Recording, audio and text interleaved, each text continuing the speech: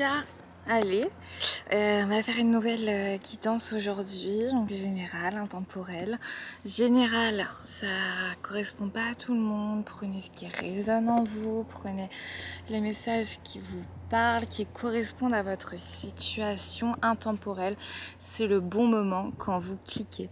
N'hésitez pas, si vous avez besoin d'une guidance personnalisée, d'un accompagnement, mon mail est juste en dessous de la description. Bon, voilà. Eh bien, aujourd'hui, j'ai parlé hier du nouveau jeu que j'avais. D'ailleurs, m'a laissé un message, je vais y répondre, hein, bien sûr. L'esprit d'Alter. Vous avez un message, oracle photo nature. Moi, ça m'a donné envie de prendre des photos. J'ai vu d'ailleurs un papillon hier. Bon, c'est mon chat qui l'a attaqué, ok. J'ai réussi, on a réussi à lui sauver la vie, ça va. Attends, ça me colle, ça, j'aime pas ça. J'aime pas ça quand ça colle. Alors, voilà, et qu'on voit quand même un minimum,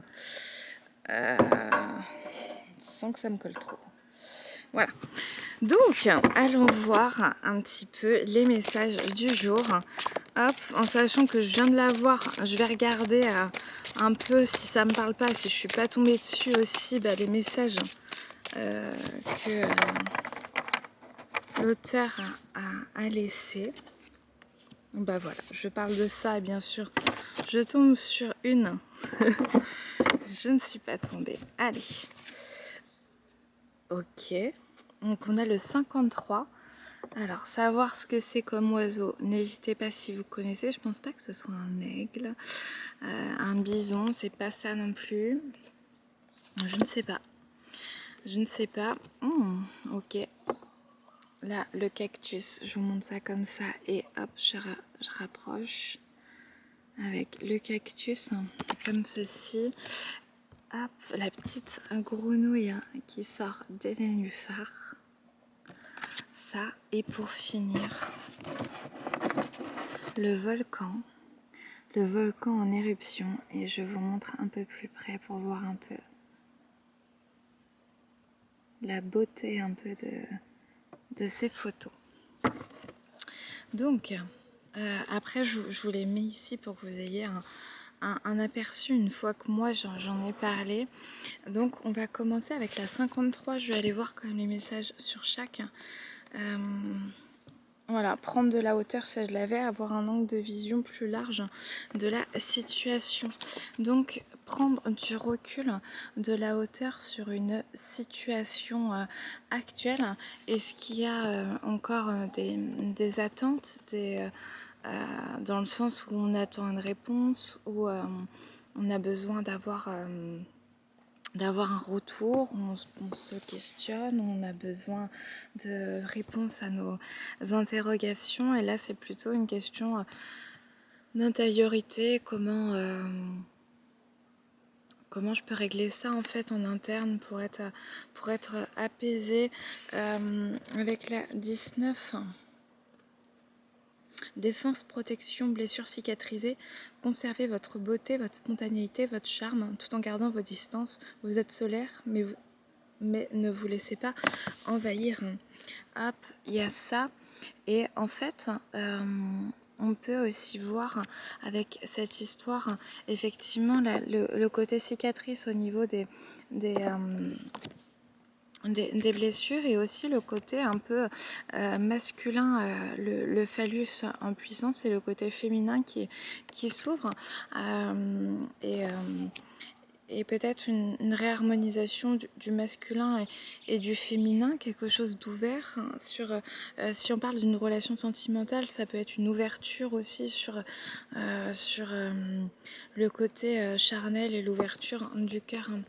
Avec la 66, hop, et cette magnifique grenouille, on va aller voir celle-ci que j'avais pas eu encore. Sortir la tête de l'eau, remonter à la surface, reprenez de l'oxygène. Prenez du recul, cicatrisation, et là, prenez de l'oxygène.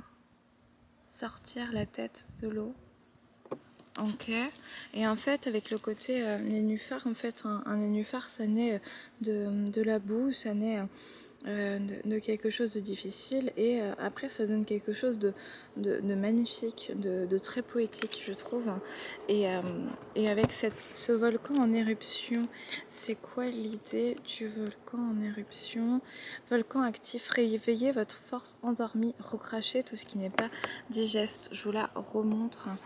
Cette magnifique carte aussi. Ok, alors parfait. Donc avec cette idée en fait de prendre de la hauteur, que cette idée de cicatrisation et de sortir la tête de l'eau pour ensuite c'était quoi le dernier? Recracher ce qui n'est pas digeste et reprendre de la force intérieure. C'est comme s'il y avait un temps encore d'introspection, un temps d'attente. Hop. Et moi, je vais vous mettre ici les cartes. Hop, 1, 2, 3. Est-ce qu'on peut voir la quatrième, les gars? Sinon, je vais vous faire un topo juste sur les cartes. Moi, je vais papoter à côté. Hop. Ah, c'est peut-être plus important de regarder le message. Est-ce que c'est bien fait? Bah, c'est pas très droit, les cocos, là. Hop. Hop, est-ce que c'est... Faut pas que je laisse trop longtemps parce que là, il est au soleil. M'exposer un peu plus au soleil. Alors, comme là, on prend du recul aussi, de la distance sur une situation, c'est pour permettre aussi... Ah, elle a voulu sortir aussi celle-là. Et donc, on va en parler aussi après. Hop. Ce sera le petit mot de la fin, on va le rajouter. En fait, cicatriser de certaines situations, de certains mots qui ont pu être blessants, de certaines épreuves qui ont pu mettre du temps aussi pour justement sortir la tête de l'eau et reprendre des forces intérieures. En fait, c'est prendre du recul pour bien mettre en fait les responsabilités à chacun, prendre ses propres responsabilités, mais aussi accepter qu'on n'est pas 100% maître des situations, qui est un peu ce 50-50, et remettre en place la responsabilité de chacun. Et en fait, comme là, on voit aussi que chacun est à sa place à une juste distance, et on voit aussi qu'il y a besoin de se protéger en fait avec les pics, et il y a cette cicatrisation. Donc, est-ce que je me protège assez, ou est-ce que je me protège trop peut-être du monde extérieur? Comment je suis face à l'autre, et en fait, qu'est-ce que ça me crée? Est-ce que je me laisse un peu trop envahir par mes émotions, mes pensées, mes sentiments? Est-ce que je fais trop pour l'autre? Et comment moi-même je peux éclore de nouveau et faire rejaillir un peu ce feu intérieur et nettoyer ce qui est à nettoyer. Cicatrisation, nettoyage, et reprendre un peu cette force intérieure, reprendre la tête sur l'eau, reprendre mon souffle, et dans le même temps reprendre une force intérieure, parce que peut-être avec cette dernière carte, il y a cette idée de mimétisme en fait. Cette idée, vous voyez, je vais le rapprocher. Hop, est-ce qu'on voit bien là? Ouais. En fait, c'est comme si on voyait à peine ce poisson, parce que ils se fond dans la masse. Donc effectivement, ça peut être en qualité une très forte adaptation, mais dans le même temps, est-ce que je me suradapte pas à l'autre, au rythme de l'autre? Parce que quand on pense par exemple à la théorie des flammes jumelles, quand on voit un runner et un chaser, donc un qui fuit, donc plutôt, moi je suis plutôt sur cette théorie de blessure du rejet profonde, et qui a plutôt besoin de régler la blessure du rejet, et de l'autre le chaser qui est plutôt sur une blessure d'abandon et qui a besoin en fait d'une certaine nourriture affective. Comment je me nourris moi-même? En fait, si on est sur une relation sentimentale et qu'on qu'on a une personne qui soit fuit, soit au contraire est un peu trop présent et nous bouffe notre énergie de par sa dépendance affective, et ben est-ce qu'il n'y a pas cette adaptation au rythme de l'autre?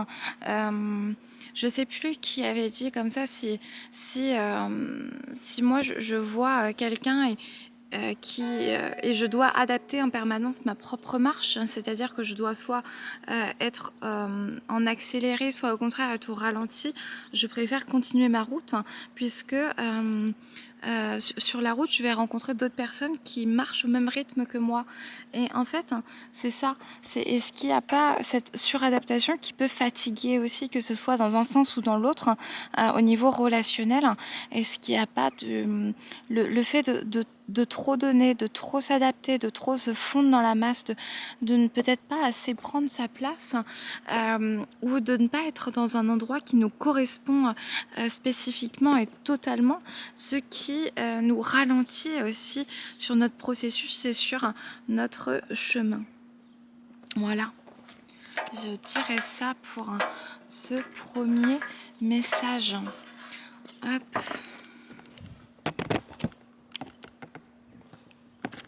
Voilà.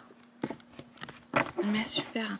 Et donc pour elle, si vous avez envie de commander son oracle, c'est esprit-alter.com. Alter, ALTAIR.com. Voilà, de toute façon, je referai régulièrement des guidances avec cet oracle. J'adore, avec la nature. Voilà, divination des temps anciens, voilà, qui est tombée et qui m'a appelée, parce que pour une fois, j'ai pas sorti tous les jeux. Je n'en ai sorti que certains que j'ai déjà sélectionnés. Donc voilà, ça veut dire que lui a très envie de délivrer son message. Alors,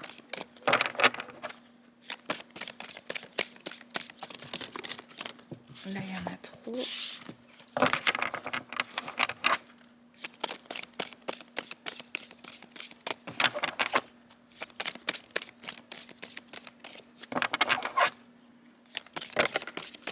Ok. Hop, je les mets déjà dans l'ordre et je continue. Il me demande de continuer de brasser. Ok. Ok. Witching. Changement. Ça, on peut le laisser. Ah ben, on peut le laisser ici. Hop, yes. Voilà. Ou ça, je vais le monter.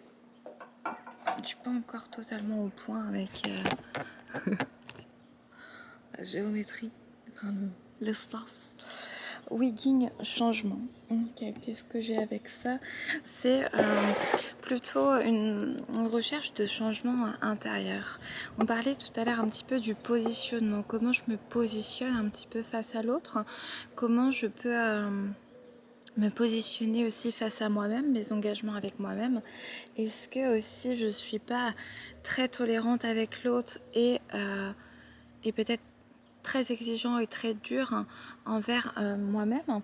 Et là, c'est comme s'il y avait aussi une élévation des prises de confiance et un peu ce travail intérieur, ce travail énergétique qui était en train de s'effectuer grâce aux diverses expériences qui ont pu être menées dans la vie, grâce aux diverses épreuves aussi qui ont pu être mises sur le chemin. En tout cas, il y a un changement qui paraît positif, même si, comme à l'image du nénuphar, en fait, où on est face à la boue, dans la boue, et ben, c'est un peu cette même idée, en fait. C'est le changement et l'éclosion et positif, il y a besoin d'aller puiser et chercher en fait dans sa force intérieure les énergies, reprendre un peu son souffle et en fait faire preuve de puissance avec éclair et tonnerre, c'est faire preuve de puissance pour en fait sortir un peu la tête de l'eau, sortir aussi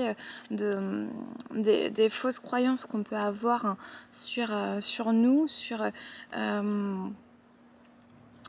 les attentes aussi qu'on peut mettre envers soi et envers les autres. Donc là, il y a ce changement qui est plus en interne et qui provoquera aussi des changements dans la matière au fur et à mesure. Et là, avec éclair et tonnerre sur la puissance, c'est comment en fait faire preuve d'affirmation saine de soi, comment incarner cette pleine puissance, cette affirmation et ce nouveau moi qui est en train d'éclore. Avec les runes perception, effectivement, c'est comme si en interne, il y a une nouvelle perception de nous-mêmes, une nouvelle vision en fait qui était en train d'éclore, quelque chose de nouveau et énergétiquement, ça soulage, ça crée un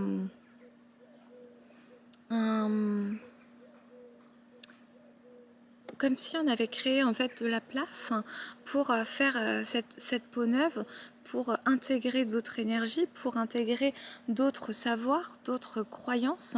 Et grâce à ces nouvelles perceptions, il peut y avoir aussi des nouvelles opportunités relationnelles, de carrière, nouvelles opportunités professionnelles qui peuvent s'ouvrir, des nouvelles opportunités aussi, pourquoi pas dans les activités, dans des nouvelles idées créatrices. Et planche de Ouija, vigilance. C'est en fait bien faire attention à ne pas vouloir aller trop vite entre cette ancienne version de nous-mêmes et la nouvelle version en fait qui est en train d'éclore.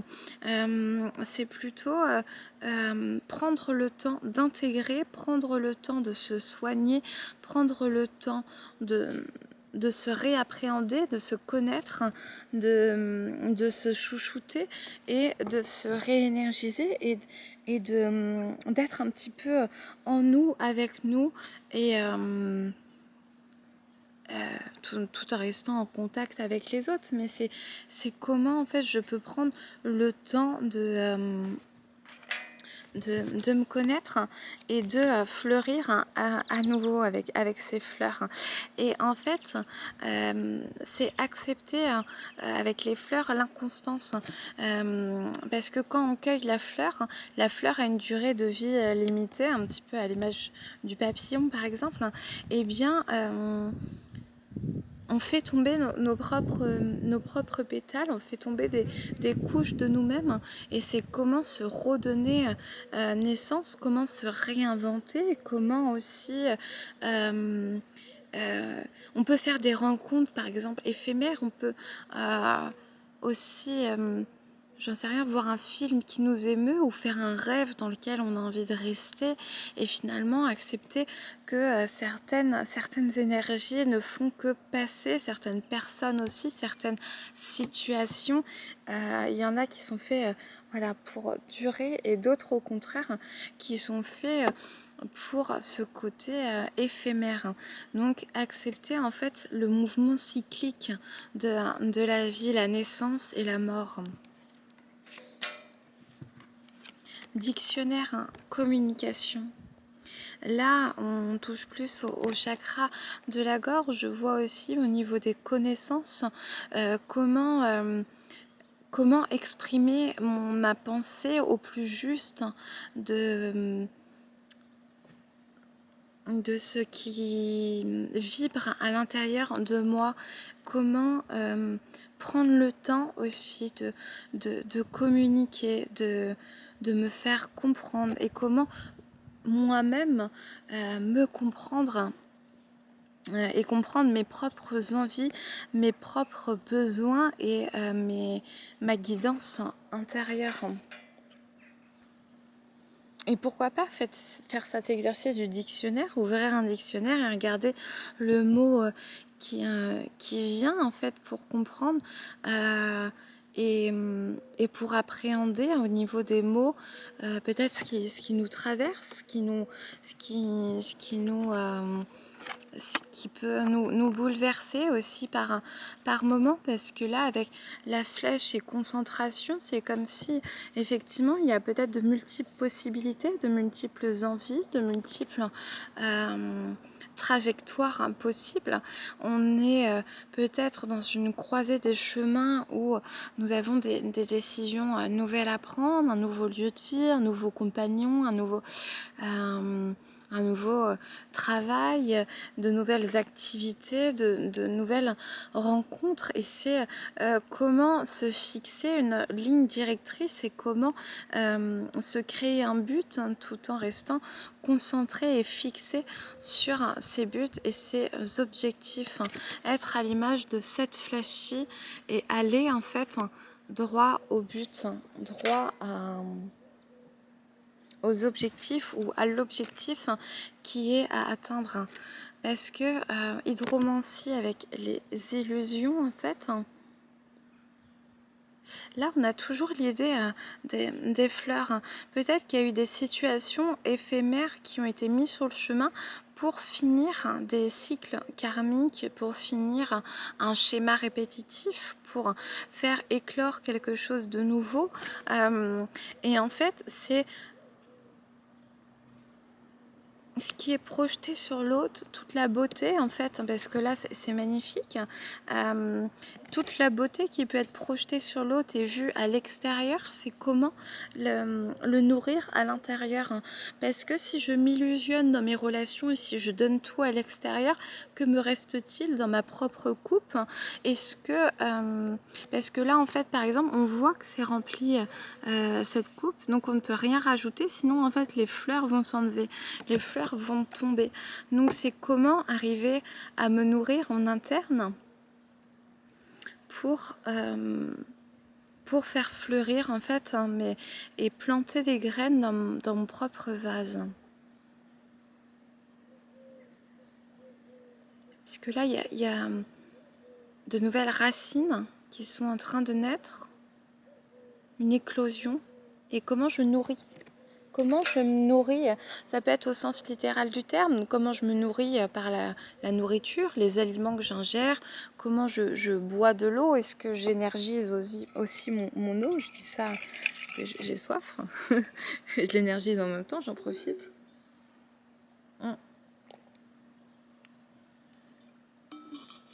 Et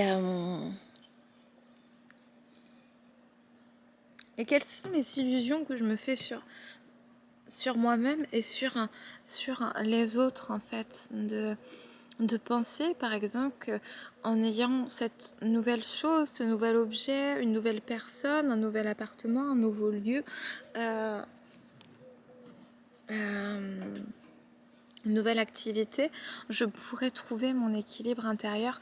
Certes, tout ça participe, mais c'est de se dire comment je nourris déjà à l'intérieur de moi et comment je fais fleurir à l'intérieur de moi toutes ces belles choses que je suis en train de planter et que j'ai plantées aussi pour cette année. Avec Logam, la nature, c'est en fait être en connexion avec la terre-mère, avec soi-même et avec la nature. En fait, c'est comment j'arrive à me régénérer et à rester élevée au niveau de mes vibrations, comment j'arrive à rester ancrée, comment j'arrive à m'équilibrer malgré parfois le torrent émotionnel, malgré l'attente des situations, malgré le stress qu'il peut y avoir. Désolée, j'entendais mon petit chaton pleurer. Donc au cas où, je serais allée voir, mais ça va, ça s'est arrêté. Et comment me nourrir en fait de choses simples. d'être en connexion en fait avec moi-même et avec un plus grand que soi.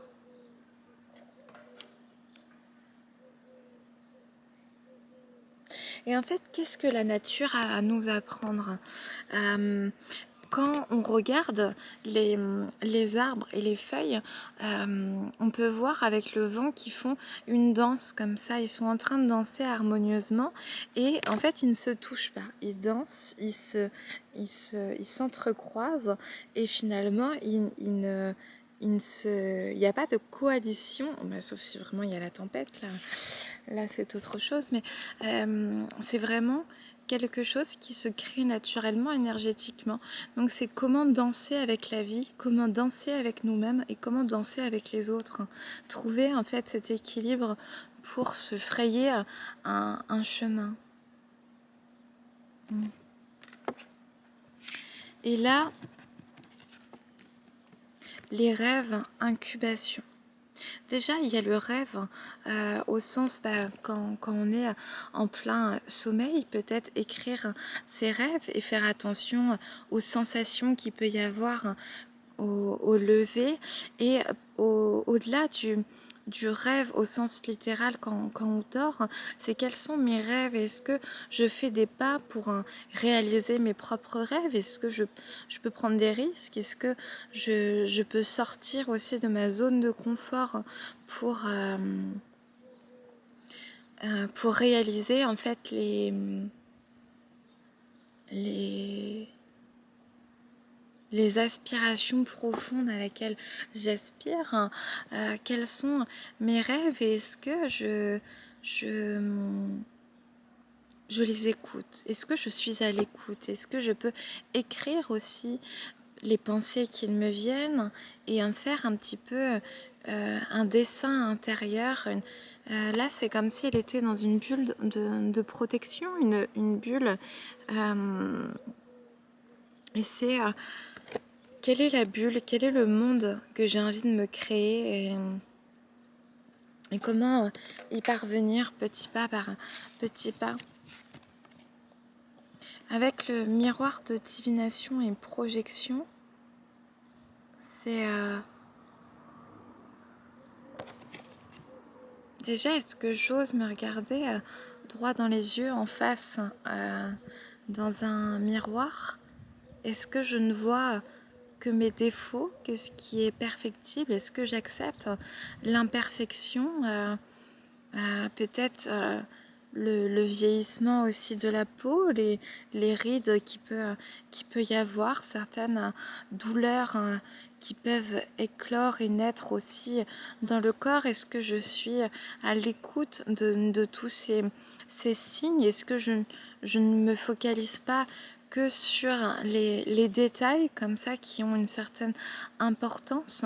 Et au contraire, est-ce que sur l'autre, je ne suis pas peut-être en train de projeter la même chose, ou au contraire être sur l'autre dans un état de sublimation de l'autre, dans un état de, de mettre l'autre sur un piédestal. Miroir, oh mon beau miroir, dis-moi qui est la plus belle. Et est-ce qu'il n'y a pas cet esprit de comparaison? Est-ce qu'il y a besoin de se réassurer, de se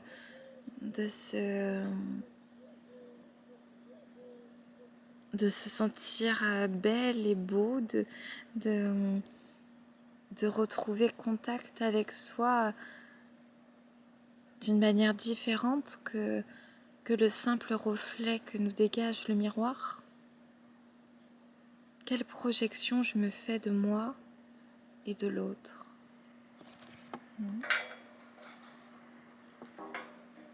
C'est intéressant. Message profond. Super. On va aller voir avec l'oracle miroir de ton âme si on peut compléter un petit peu les messages précédents.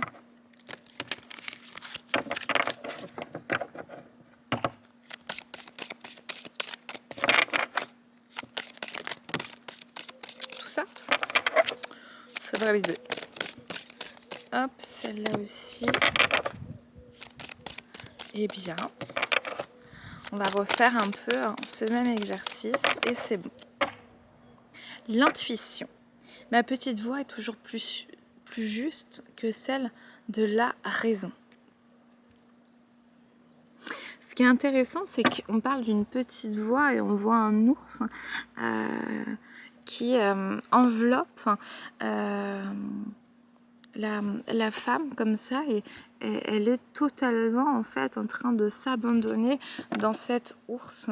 Et donc si on peut en déduire en fait que cet ours bienveillant est notre intuition, notre petite voix intérieure et qui est là pour nous envelopper, pour nous amener sur la voie, les possibilités, les chemins qui sont les plus doux pour nous, qui sont les plus appropriés dans les circonstances actuelles, qui sont là pour nous faire grandir et en même temps nous envelopper. On voit qu'elle a un pied au sol, je vous rapproche la carte, elle a un pied au sol et dans le même temps elle s'abandonne. Donc c'est... Et derrière, je me positionne. Personne d'autre que moi ne me connaît mieux que moi-même.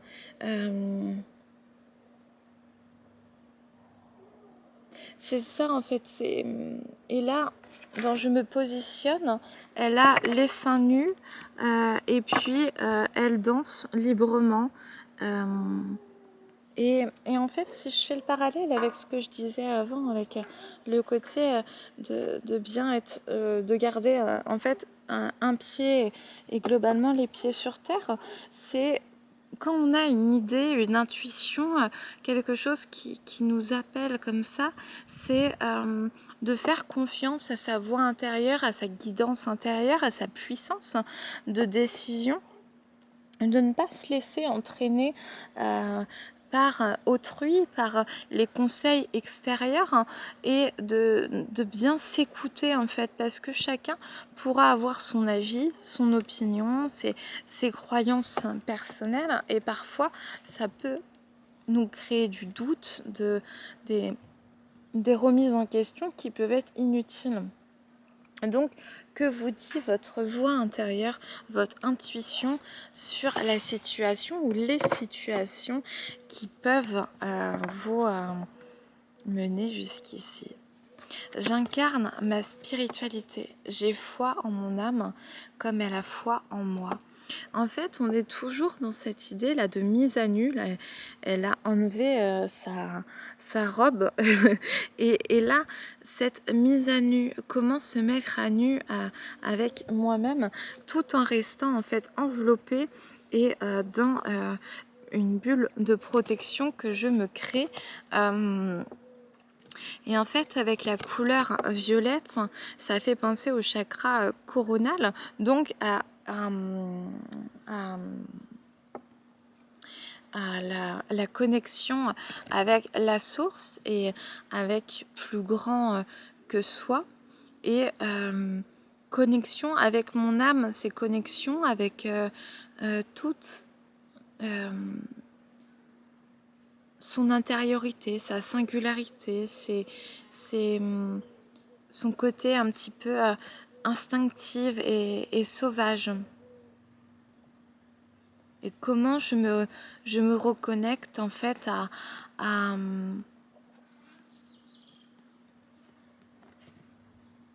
mes aspirations profondes, à ce qui vibre au plus profond de moi, dans le cœur, dans mes tripes et dans mes envies. Les conflits, seule l'égalité juste dissipe les rapports de force. En fait, ça peut être dans une dualité interne ou ça peut être avec autrui. Ou comment retrouver un équilibre, une balance entre une certaine affirmation de soi tout en étant en fait dans un accord commun, dans un processus de collaboration avec l'autre.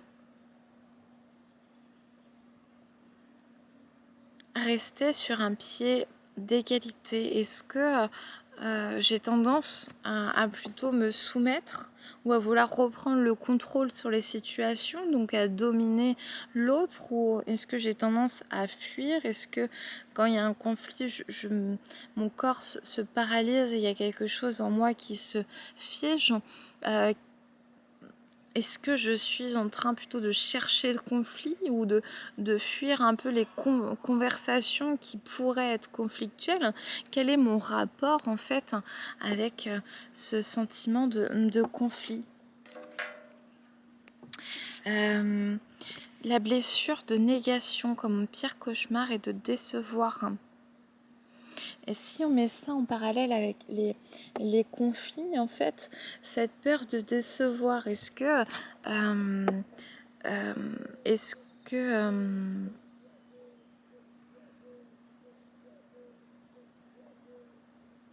est-ce que je me focalise trop sur les besoins de l'autre? Est-ce que j'ai peur que l'autre me rejette, me, m'abandonne, m'humilie, me crie dessus, se mette en colère? Qu'est-ce qui me fait peur en fait dans cette peur de décevoir? Est-ce que c'est la peur de perdre quelque chose, quelqu'un? Est-ce que c'est plutôt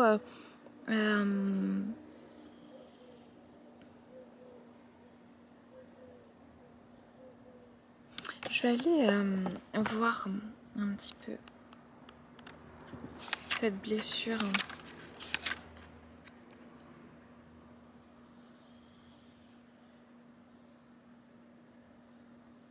Alors, enfant déjà, tu t'en conformais à ce qu'on attendait de toi pour être aimé ou juste accepté. Tu t'es construit en faisant en sorte de plaire aux autres plutôt que de te plaire. Tu en as gardé un excès d'empathie, de sensibilité, de gentillesse à l'égard d'autrui. Tu as si souvent placé l'autre au centre de ta vie. Tu as appris à te fondre dans cette image que tu renvoies. Les rares fois où tu étais vraiment toi et que tu te laissais aller spontanément à un élan du cœur. On te demandait de tempérer tes ardeurs pour ne pas déranger, offusquer, voire blesser l'autre si par exemple tu parlais de tes victoires. Tu as donc appris à minimiser tous tes succès, allant jusqu'à développer un complexe d'imposture dans certaines situations, alors que tes compétences sont depuis toujours indéniables. Puisque tu as appris à évoluer en mode caméléon et que tu es passé maître dans l'art de dissimuler tes ressentis, tu n'as jamais vraiment pris le temps de te connaître toi-même. S'il est habituel pour toi, bien que douloureux, de ne pas être entendu ni écouté, comme si tes mots n'avaient jamais de portée, tu redoutes par-dessus tout qu'il y ait méprise ou malentendu sur ce que tu dis ou fais. Car alors, tu froisserais l'autre et le décevrais. Et cela t'est intolérable, car bien loin de négliger les ressentis d'autrui, tu te les appropries jusqu'à devenir l'empathie incarnée.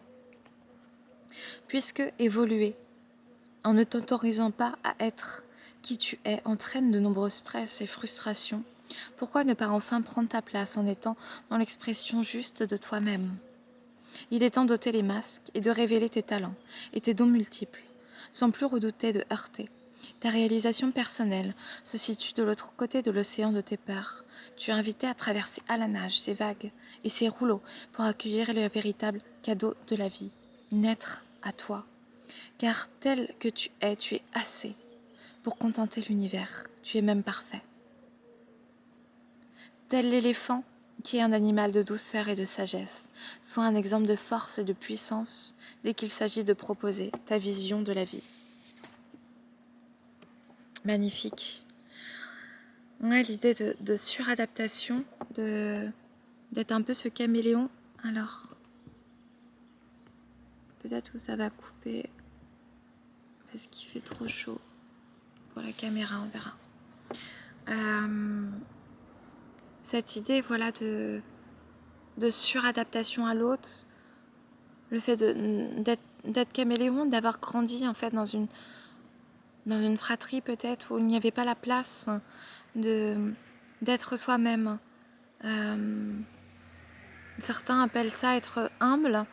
Mais ça peut être un excès en fait de, de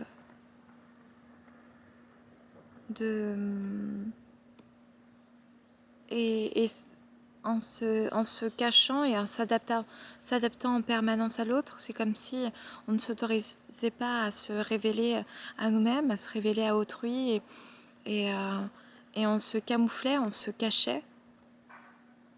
Et on se sent peut-être comme un éléphant dans un magasin de porcelaine, à être un peu pâteau, à ne pas vouloir blesser l'autre, à ne pas... Et en fait, ça a développé quelque chose d'une sensibilité extrême, une empathie extrême, où on va ressentir l'émotion de l'autre, où on va... Ouais, ça a l'air... Ça a l'air de passer pourtant. Ressentir les émotions de l'autre, où ça va.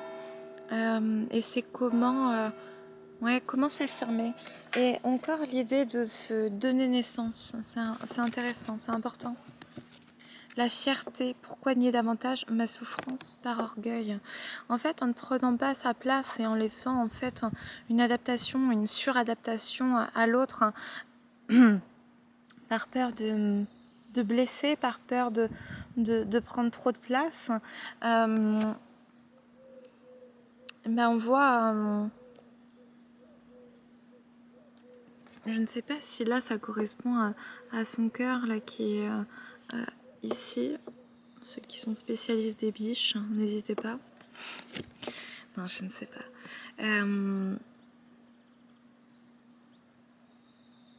Mais en fait, qu'est-ce que je ne veux pas mettre en lumière, qu'est-ce que j'ai pas envie de me révéler à moi-même, quelles sont les souffrances, les relations qui me font souffrir et pourtant à laquelle je donne de l'énergie, du temps, de l'argent, pourquoi pas, du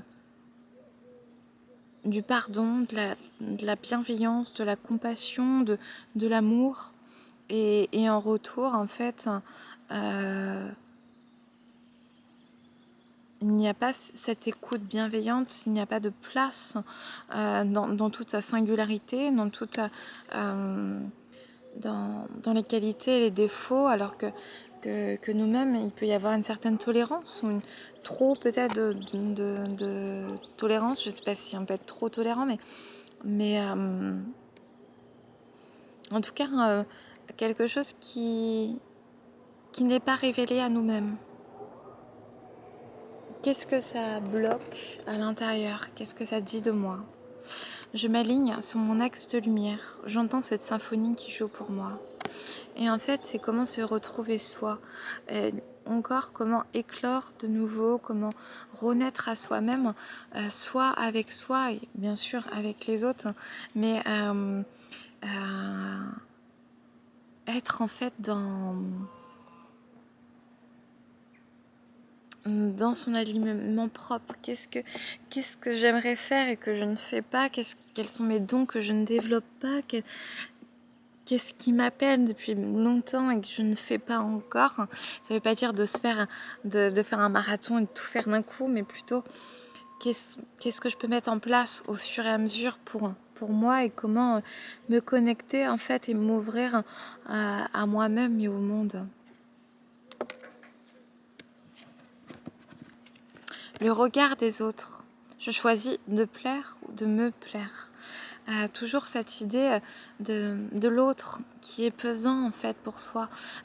Sartre disait l'enfer c'est les autres, et en fait effectivement c'est plus facile d'être seul finalement, ou sur son téléphone, ou dans certaines distractions, que d'être confronté à ce regard de l'autre qui peut être accusateur, qui peut être dans le jugement, qui peut déplaire, hein, surtout quand on est en pâte et qu'on a appris à déceler, et qu'on a dû survivre aussi dans un système qui était conflictuel. C'est comment en fait je choisis de m'extraire de ça et de prendre le risque de déplaire, de prendre ma place, de prendre le risque de blesser, parce que Ah ouais, avec la chanson de Benabar, là.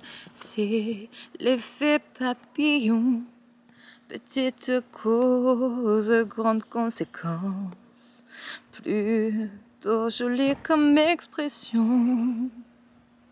Après, j'ai pas la suite, hein. Mais c'est un peu cet effet papillon où en fait, ouais, juste le battement d'aile du papillon va avoir une conséquence. Et oui, si je fais quelque chose ou je ne fais pas quelque chose, je dis quelque chose ou je ne dis pas quelque chose, il y a des conséquences. Et en fait, est-ce que vous préférez payer et assumer les conséquences pour vous, ou finalement que chacun prenne sa responsabilité, que les autres ou l'autre aussi prennent un peu sa responsabilité et ses conséquences. Et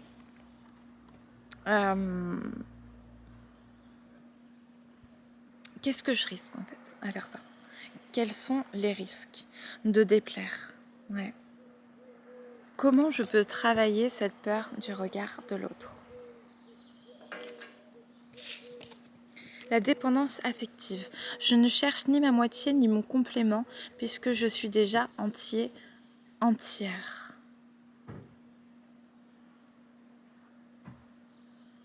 Ouais.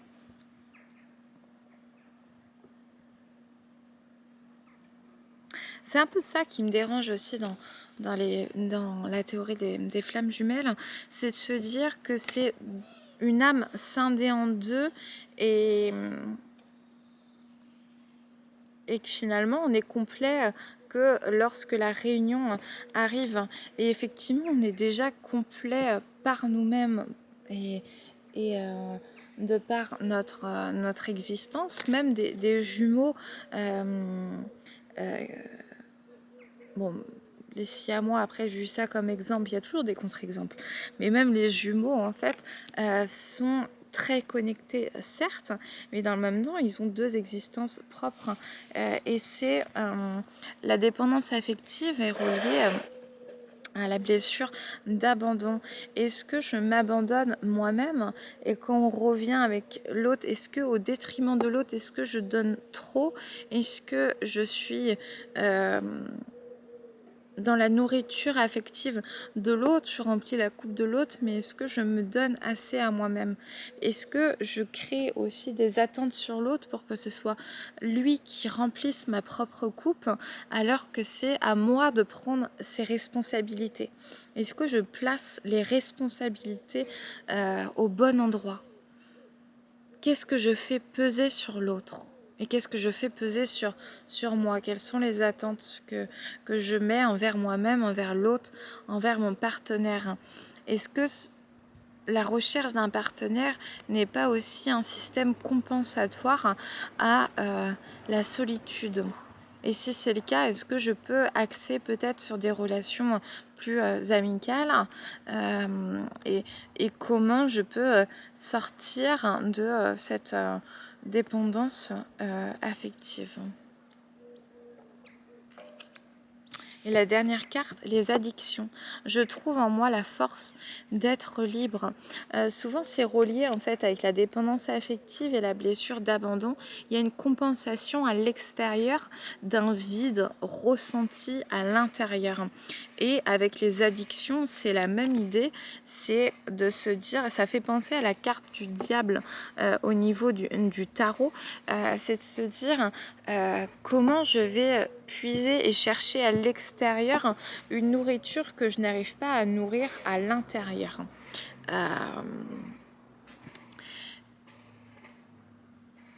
Ouais, quels sont les comportements, les pensées, les idées qui sont en fait pour moi une source d'emprisonnement? En quoi je ne suis pas libre? Et est-ce que je suis OK avec certaines? Et est-ce que certaines, je peux en fait en faire ce talon d'Achille, en faire une bataille pour aller chercher la force d'être libéré de ses poids. Ça peut être relationnel aussi avec les autres, c'est pas forcément une substance, c'est qu'est-ce que je vais chercher en permanence à l'extérieur et que je n'arrive pas en interne à nourrir à l'intérieur. Ok.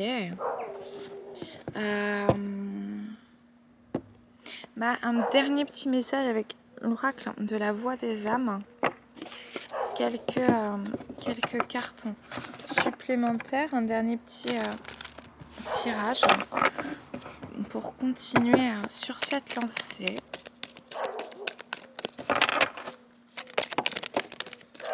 Alors, la première carte qui sort, c'est l'apprentissage. Hop, l'apprentissage.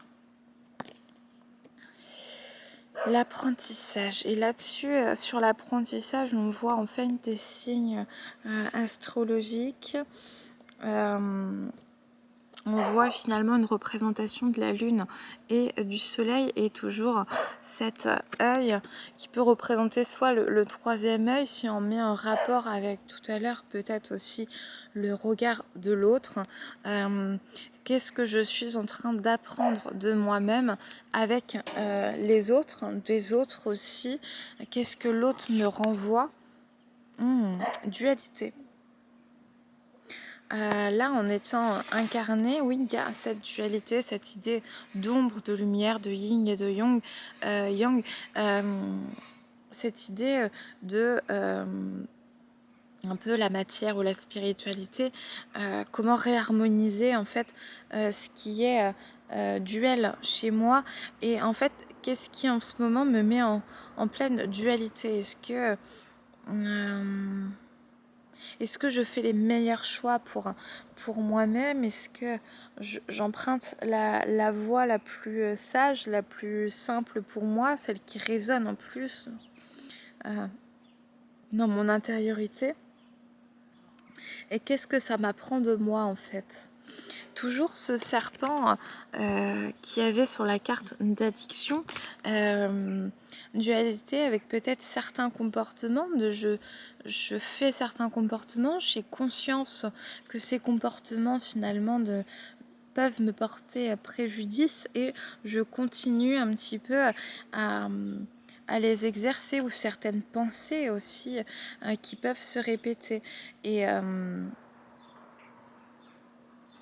qu'est-ce qui peut être mis en lumière en fait? Et la dernière carte, libération. Voilà.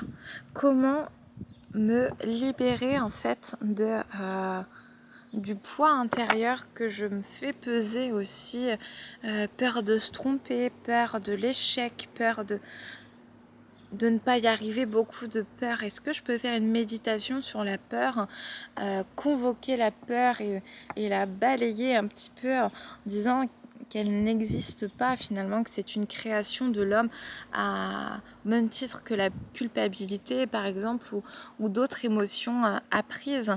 La peur n'existe que quand il y a un danger imminent et là elle est utile et nécessaire et ça joue sur notre cerveau reptilien, notre premier cerveau qui après, selon la situation, va induire un comportement soit de fuite, soit d'attaque, soit de sidération. Et en fait, comment je me libère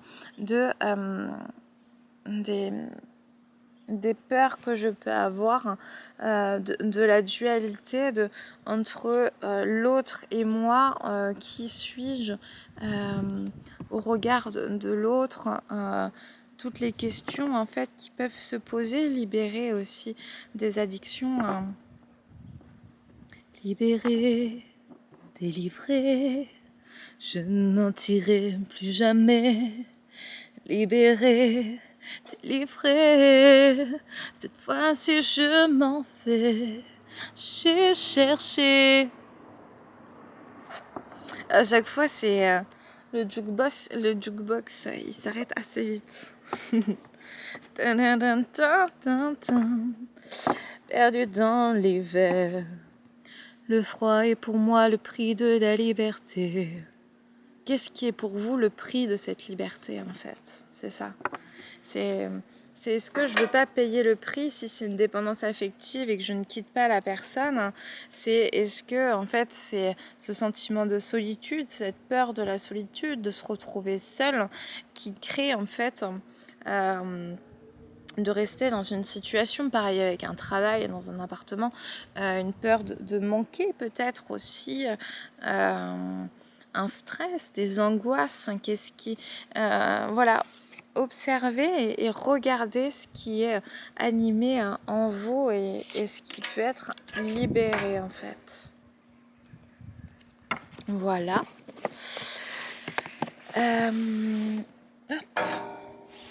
Ça, moi je me libère de ça à cet instant. Le petit oracle de l'intuition, on va aller puiser un message pour terminer cette guidance.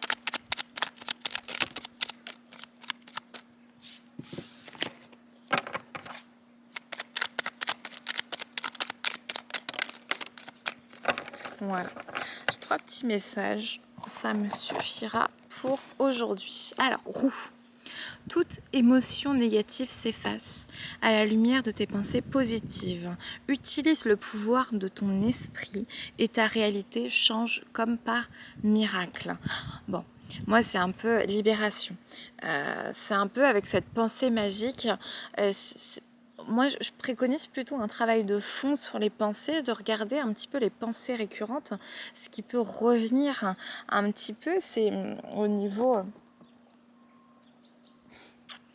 interne qu'externe, qu'est-ce que je dis de moi, comment je parle de moi, et en interne aussi, quelles sont les voix à l'intérieur, est-ce qu'elles sont plutôt positives ou négatives, et tâcher de faire un travail de fond sur le changement des idées négatives en positif.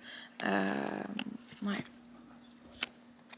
Et c'est un travail qui peut prendre un peu quelques semaines. Il y en a qui disent qu'on reprogramme son subconscient en 21 jours. Quelles sont les affirmations positives que je peux me répéter aussi le matin, comme des mantras. Comment je reconditionne aussi mes pensées à s'élever et aller vers plus de positif, plus de lumière et plus de bienveillance envers moi-même. Terre. À chaque pas, la terre-mère porte ta vie. Connecte-toi à ta fertilité, à sa fertilité, à sa générosité. Alors tes rêves et toutes tes actions deviennent des graines qui fructifient. Une connexion au grand tout, à la terre, à la nature, plutôt au côté yin de réception